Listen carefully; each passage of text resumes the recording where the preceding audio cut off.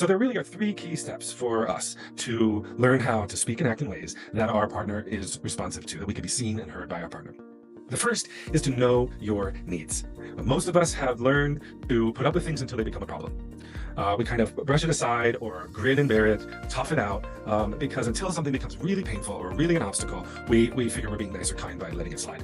And the truth is that until we become more emotionally aware and more emotionally intelligent about what's going on with us, then we can't communicate that to our partner. We can't wait until things become a problem. It's often too late at that point. So we have to learn how to become in tune with our body, meditation, exercise, reflection. We also can use a tool called the Enneagram, which is a personality system that gives us insight, not just to our external behaviors, but to our internal realities. What are our hopes? What are our dreams? What are our fears? What are our needs?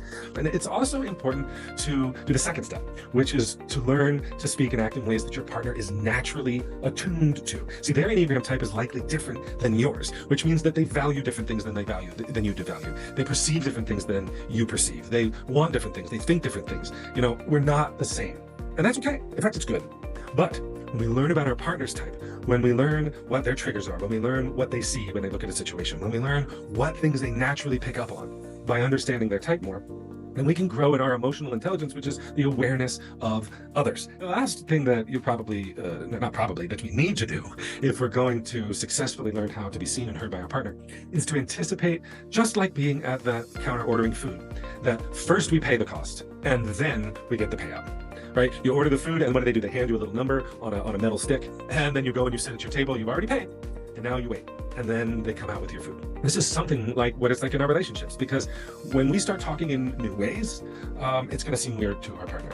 And that means what we're doing is we're changing. We're changing the rules. We're changing ourselves. We're changing how we interact with our partner. All of this is a good thing. But what do we know about change? Change is always met with resistance.